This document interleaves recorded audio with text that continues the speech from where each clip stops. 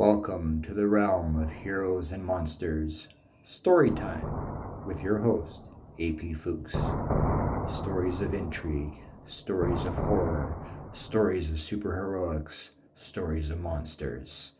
Get ready, the thrill ride begins. Welcome to the latest episode of The Realm of Heroes and Monsters Storytime with me, your host, author, artist, and all-out nerd, AP Fuchs. So yeah, welcome to the show. If you're a new listener, well, there's lots of episodes to check out prior to this one, and there'll be episodes to check out after this one.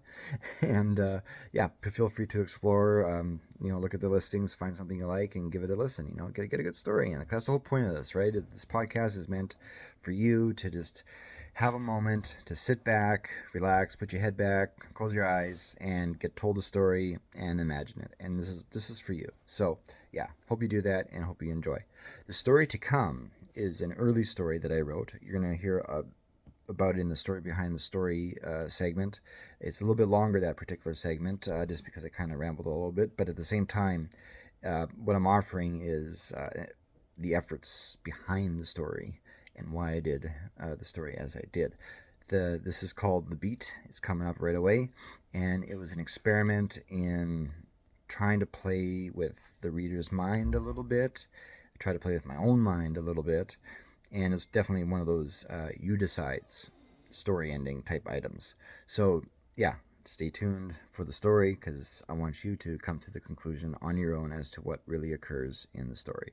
So there's that. And lastly, we're just recording this with the nerd stuff in the background here. If you're doing this watch listen version on YouTube, studio is under revamp at the moment. 2024 revamp studio change because I've been in the same studio setting, so to speak, for 5 years, and so I'm redoing things to change the space, give myself a fresh sort of environment to do things. And right now, it's not a place to do any recording, so we're doing this out in the open, out in the wild, so to speak. Yeah. Anyway, upcoming, The Beat. Pay attention. Tick, tick, tick.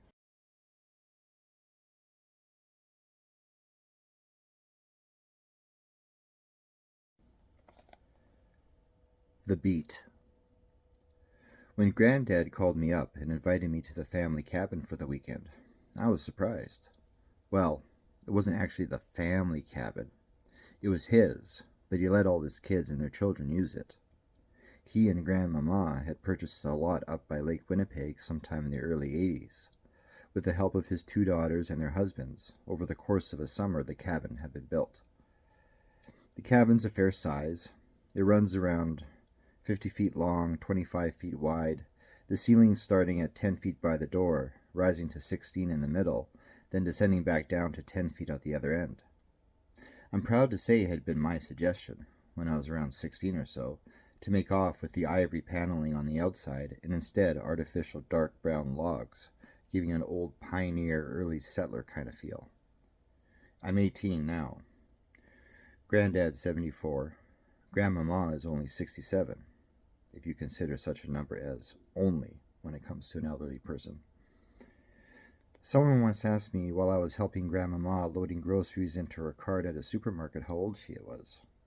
The guy asking had guessed by her looks and zeal in her voice that she was in her mid-50s.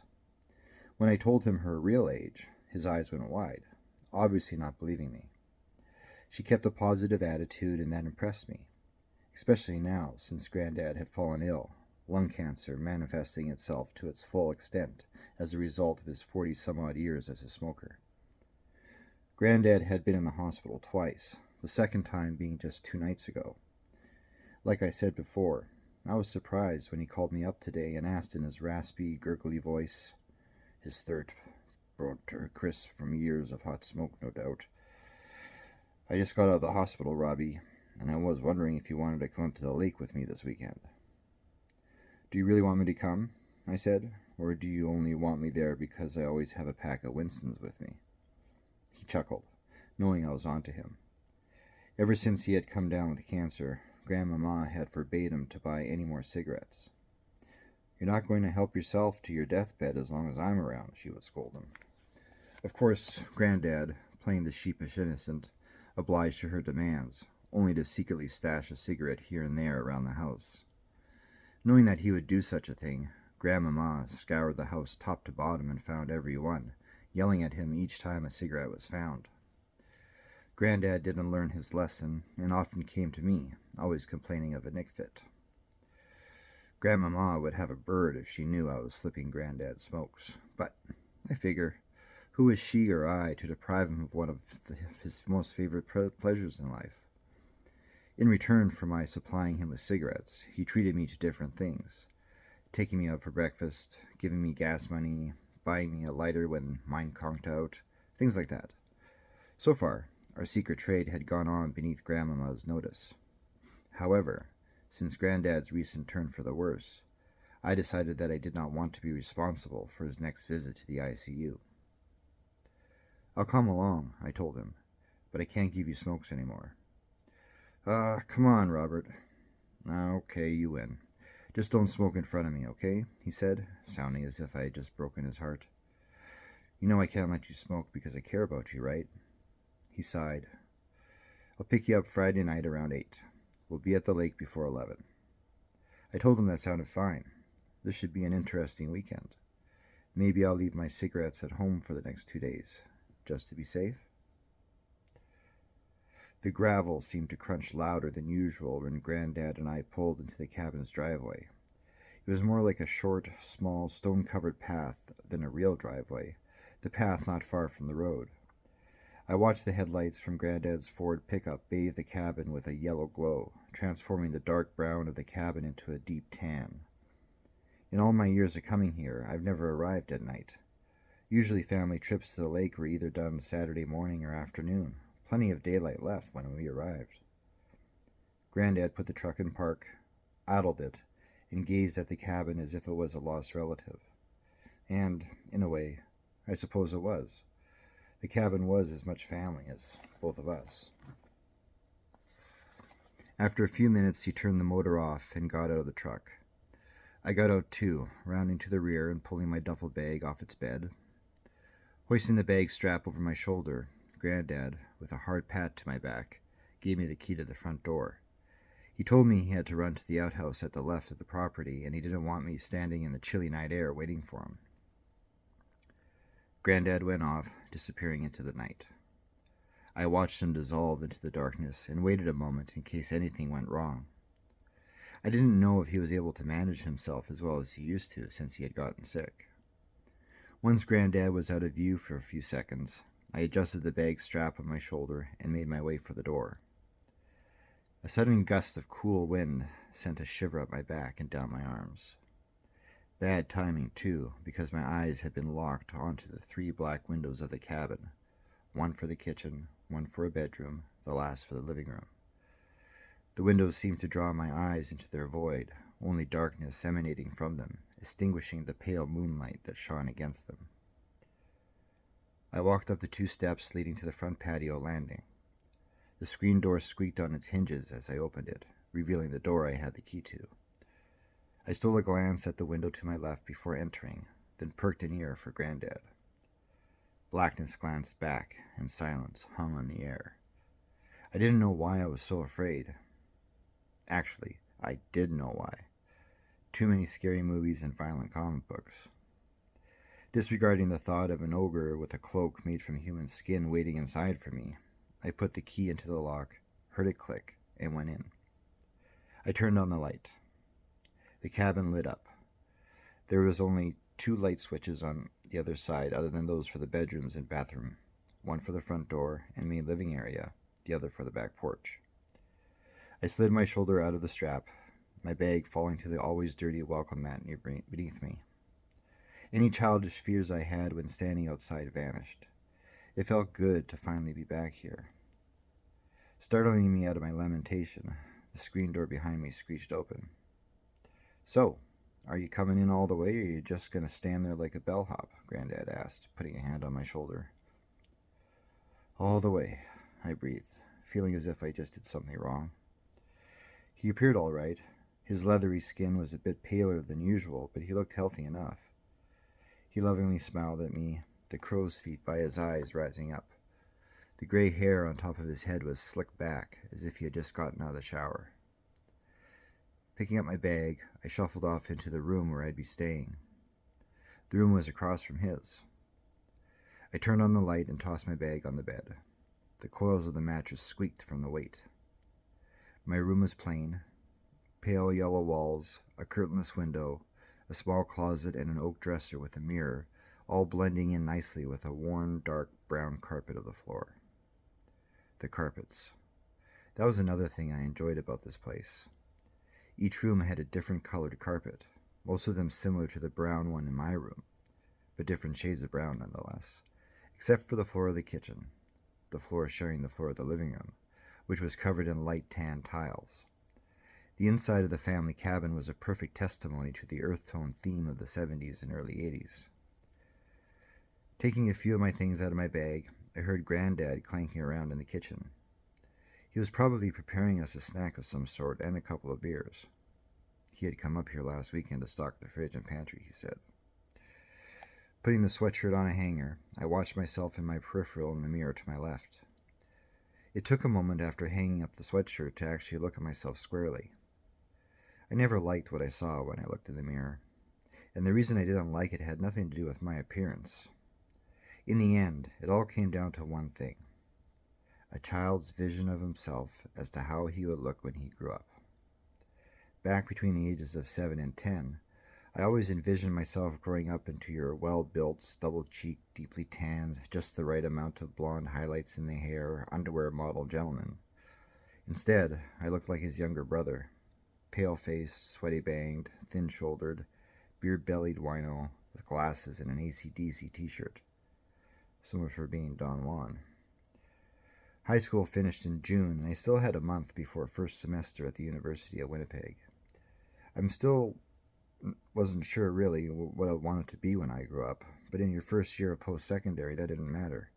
Everyone was enrolled in some University 1 program that came into being a few years back. It's basically grade 12 all over again, but maybe a little tougher. Granddad hollered from the other room, telling me to get in the kitchen. I shouted back, saying I'd be right there. The kitchen table was neatly set, 2 frosted beer mugs set on the opposite ends, a black ashtray in the table's middle. Granddad turned from the counter, a beer bottle in each hand. He set a bottle beside each mug. I took my seat at the end of the table nearest the door. Granddad always sat at the end of the table farthest from the door. Always. Don't ask me why. He tilted his mug as he emptied the bottle. I did the same. He held up his mug as if in a toast, then took a large, satisfying swig. After, he let out an audible, "Ah." I took a swig of my own beer, the carbon of the beer stinging my throat on its way down. "I say we should turn in early tonight," Granddad said, "and tomorrow we'll get up early and hit the lake across the way there." He gestured to the large window opposite us that looked out onto the back property. The yard extended about 100 feet, then tapered off into a man-made lake, cleaned yearly, as well as stocked with fish. A 2-minute walk from the yard, and there was a path that led up to an old rickety bridge you could sit on, hang your line from, and wait until you caught something. "Sounds like a plan," I said. He nodded and took another gulp. I could tell he wanted a cigarette by the way he slouched in his chair, one hand gripping his mug, the other resting on his belly. He looked off somewhere through the kitchen window, as if he could see anything through the darkness that filled it. His eyes went from the window to me, to the window again, then back to me, checking to be sure that I knew what he wanted, but was too shy to ask for. It was kind of amusing at first, seeing how long he could keep up his subtle yet obvious hints that he wanted to smoke. Soon it became annoying. Though Granddad was your jack-of-all-trades grandfather, I found it disturbing he was acting so childlike. Knowing it wasn't a good idea, I reluctantly removed my cigarette package from my jeans pocket and dropped it on the table. I couldn't leave the smokes at home. Fishing and smoking go hand in hand. Granddad made like he didn't notice, but I could see his eyes salivating at the package of coffin nails. Indulging him, I made show of removing a cigarette, putting it behind my ear, and putting another between my lips. I paused, building his anticipation. His eyes took me in, then peered back out the window. I thought to toy with him, but decided against it, figuring Granddad had already enough torture from being in the ICU. I held the pack out to him, proffering him a cigarette. He made like he didn't want it, but then leaned forward in his chair, his arm extended, his fingers just touching the edge of my pack. "You sure?" he asked. "Yeah," I said. "Go ahead. Just don't tell Grandmama." He smiled his famous Granddad smile, the stubble on his cheeks scraping against each other in the folds of his skin. "Thanks, kiddo." He took the smoke, and I slid my lighter across the table. He took a swig of his beer and lit up. I grabbed an ashtray of my own from the cupboard over the sink, then sat back down. Granddad said that he was having a good weekend so far. So was I. It was sometime deep into the night, around 3:30, when I heard the tick-tick-ticking of a clock. Hearing such a patterned noise in the silence of a house, in this case, cabin, was normal. What bothered me about the ticking was that, as far as I was aware, Granddad never kept a ticking clock at the cabin. As old-fashioned as he was, his clocks were digital. He was also a light sleeper, and even though the ticking was relatively quiet, it would still be enough to wake him. I wondered if he was awake now and, perhaps, since I haven't spent the night here in so long, if Grandmama had insisted he install the antique analog clock that had been stationed above the stove at their apartment since who knew when, as a little taste of home. Maybe it was that old clock that was making the ticking. Granddad wasn't one to be pushed around by anyone, except by Grandmama. She had Granddad wrapped around her old and wrinkled finger.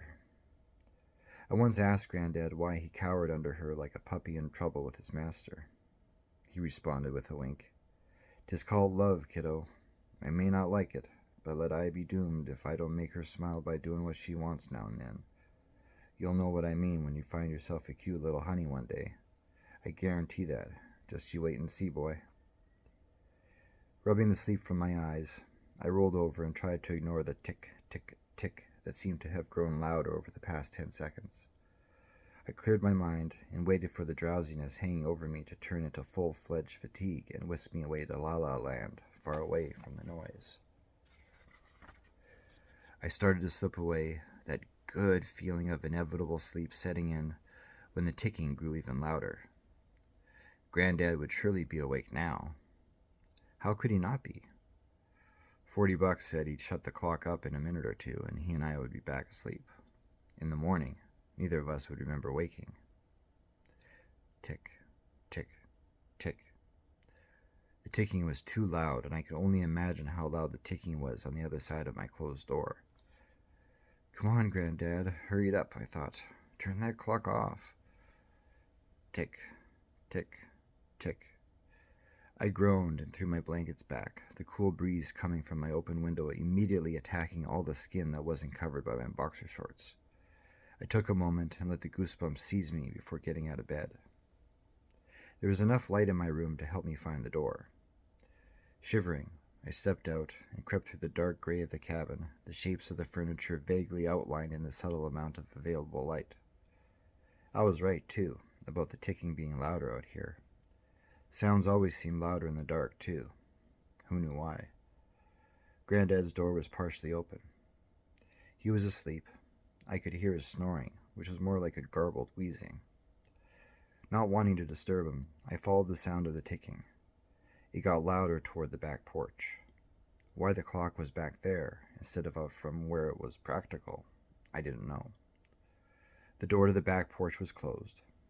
There was no lock. Only the door that led from the back porch to the back lock had a lock.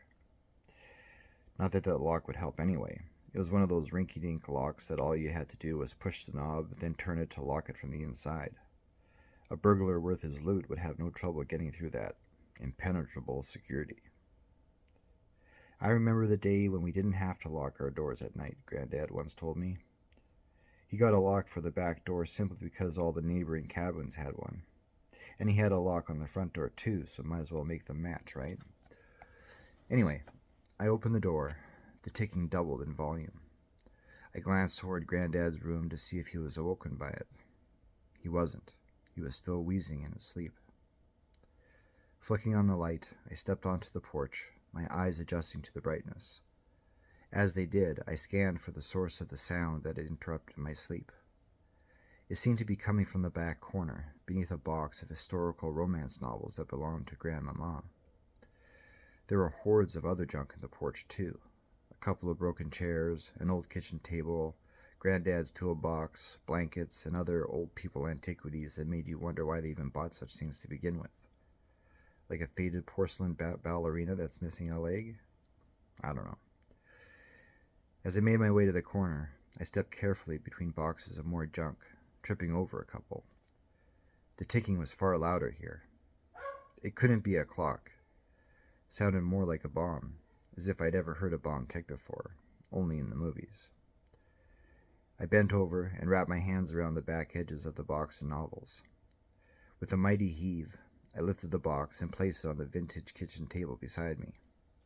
I was right. There was something beneath the box of Grandmama's books. Another box, without a lid. On top of it was a well-worn orangey-red towel draped over a smaller box. With the tips of my forefinger and thumb, I picked off the towel.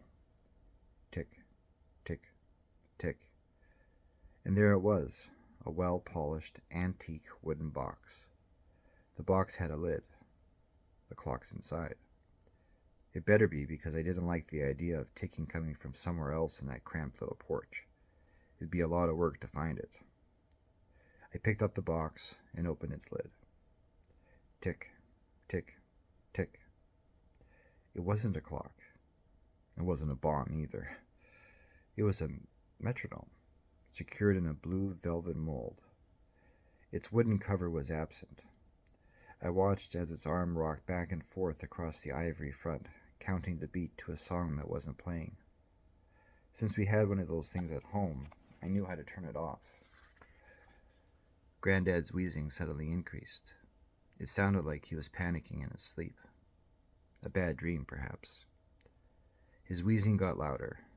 I wondered if I should go and check on him, make sure he's all right. I didn't want him back in the ICU. He coughed and began wheezing again. I should go check on him. I suppressed the arm and replaced it under the bracket at the top of the unit. Then, silence. Granddad's wheezing faded. The next morning, I woke to the neighbor's dog barking and to the twittering of a small bird outside my window. Groggy, I checked my watch. It was close to 10 a.m. Knowing that if I slept in, Granddad would have my head, I got up and went to the bathroom before going to the kitchen. We were supposed to go fishing today. Why didn't he wake me? My ears were expecting to be greeted by Granddad's congratulating me of joining the world of the living. "Look at what just rose from the grave," he usually said. The kitchen was empty. I took a quick glance around. The living room was empty too. The blinds were open. So was Granddad's bedroom door. I walked over, knowing he wouldn't be in there. I just sensed it. I went to check on him anyway, just in case he wasn't feeling too well. He was, however, lying peacefully when I went to his room last night after being in the porch, so he should be up now. He wasn't there. His bed was neatly made, blankets drawn tight and then folded in on an angle at the corners of the mattress, military-styled. I went back to my room, threw on a Megadeth t-shirt and a pair of ripped jean shorts, and returned to the kitchen. Something suddenly didn't feel right. I gazed out the window above the sink, expecting to see Granddad's truck. I didn't. Instead, there was my car, a half-rusted silver Toyota Camry, parked outside askew on the gravel driveway. What the... I raked my fingers through my hair. The taste of morning breath suddenly seemed stronger. I looked at my car again, this time noticing the dashboard littered with burger wrappers and beer labels. "Granddad?" I called into the cabin. Without putting on my shoes, I went out to my car, shouting for him all the way. I ran my hand along the hood of the car and reached the driver's side door. The door was unlocked. I opened the door. My keys dangled from the ignition in the on position. Plopping myself down in the driver's seat, I turned the key back in the ignition and turned the car off. Then I tried to start the car. No go. Dead. Drained the battery.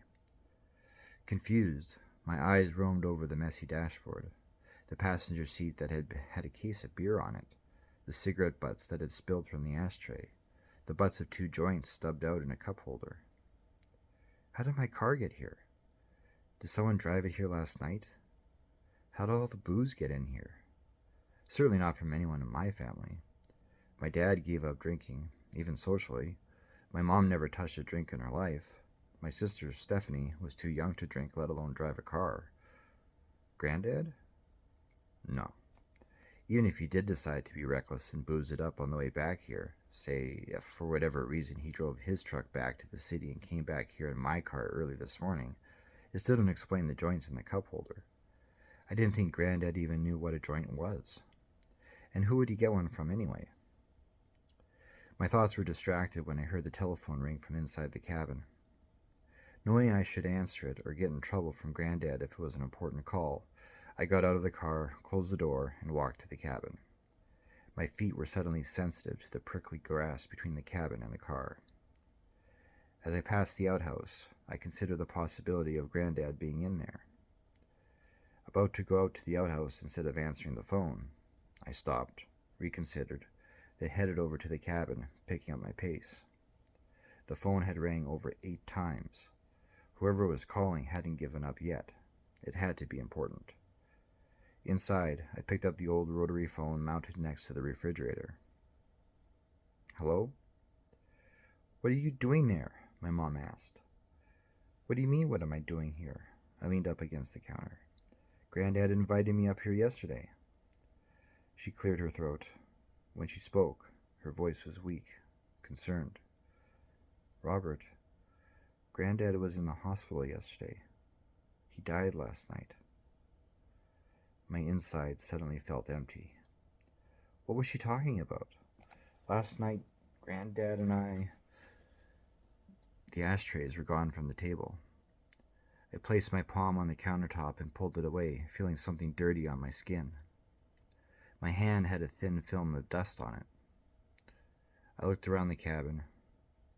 The couch in the living room, the chair, the TV stand, and the coffee table all had white blankets draped over them. Why I hadn't noticed them when I first got up. Are you okay? My mother asked. Why are you out there? I didn't respond, but instead looked out the window, past my car, and to the for sale sign staked in the ground beside the mailbox near the edge of the driveway. Mom, But I couldn't finish. My head felt as if my thoughts and memories were scattered like a filing cabinet ransacked by an intruder, the files dumped on the floor. My disbelief in my mother's claim of Granddad being dead faded a little and was replaced by the hollow pain of heartache.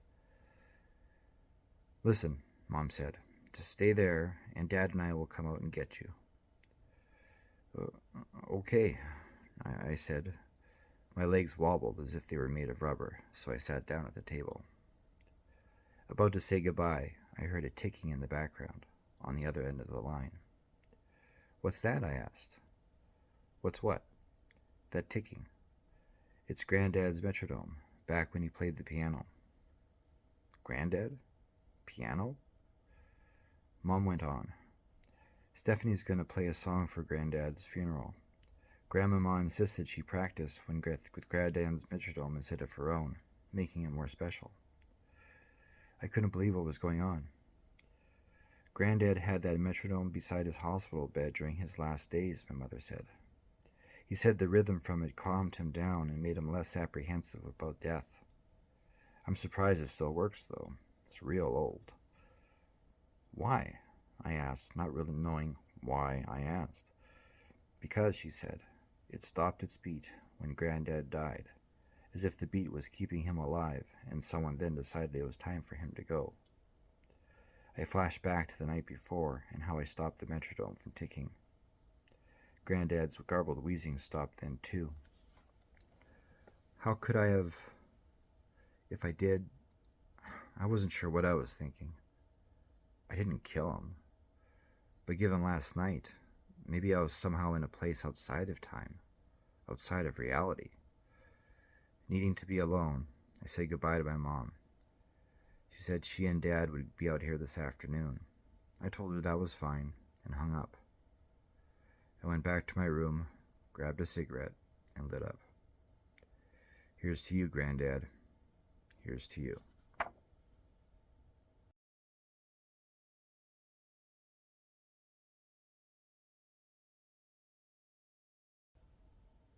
And it's time for story behind the story time. So that one, The Beat, it used to be called Me and Granddad, but I changed the title just to make it.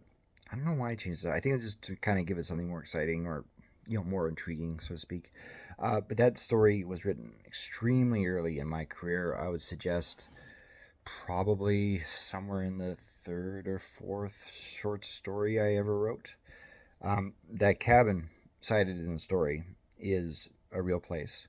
Um, it didn't have the fake, log cabining exterior. It did have the paneling. I changed it for the story, but it was true that a long time ago, on a certain side of the family, there was a family cabin with my grandpa being kind of like the owner, and then everybody kind of chipping in to help bring the place to life and put things together and all that stuff. And the other thing too that was part of that story was the outhouse. That place had an outhouse, and there was no bathroom, like bathroom.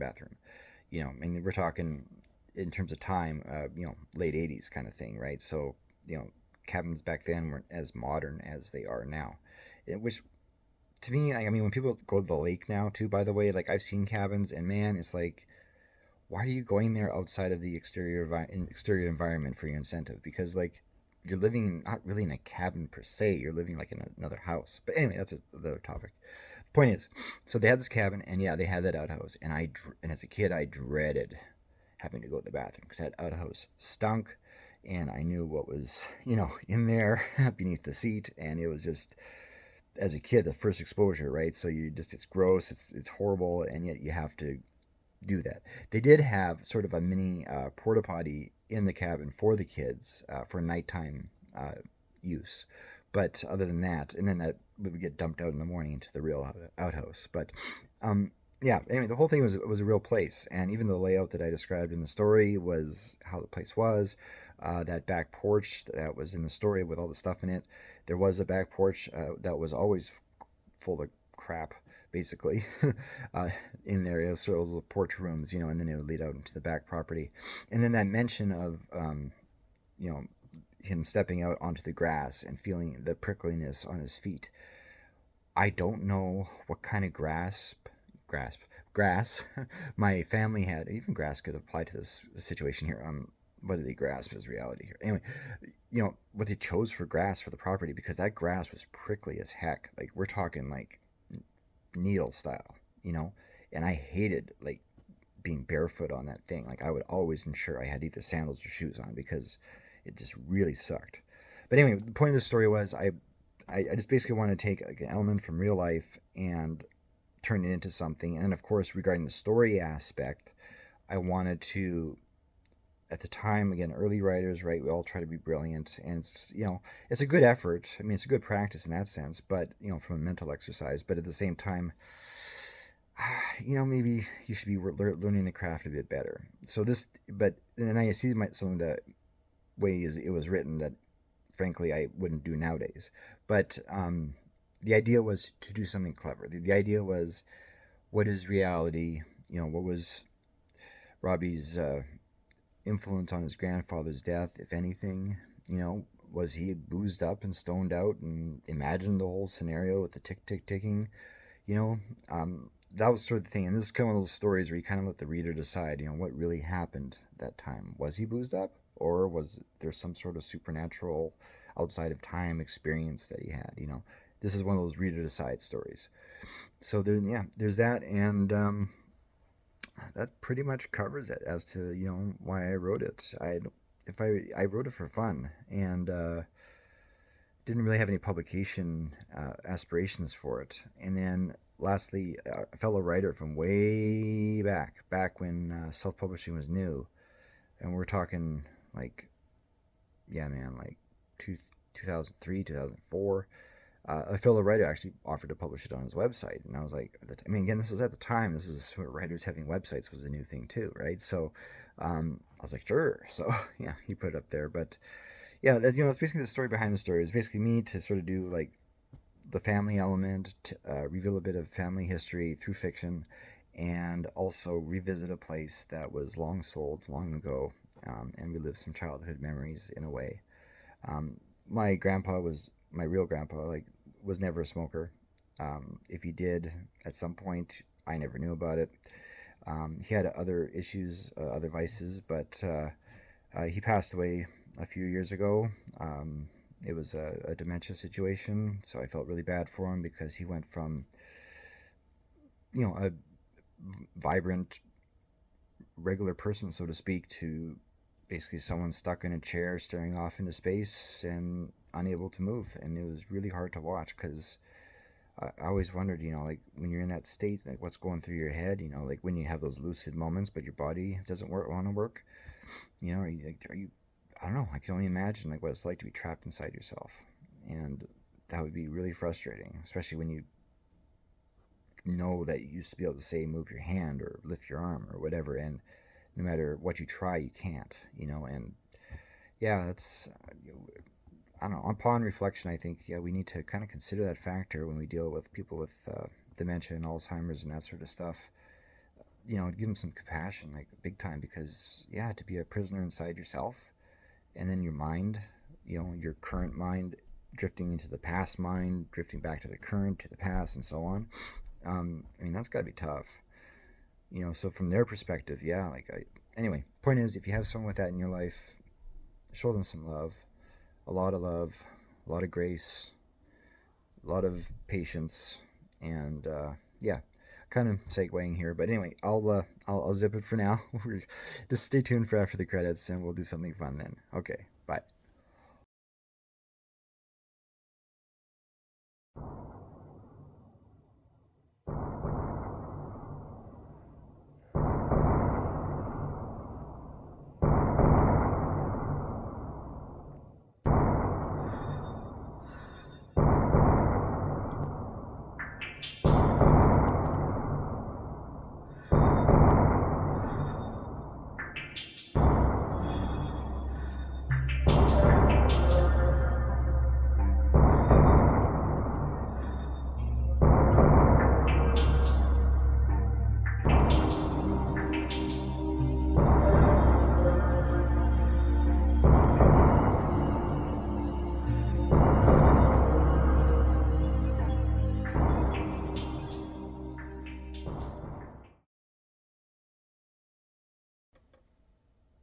All right, it's after the credits.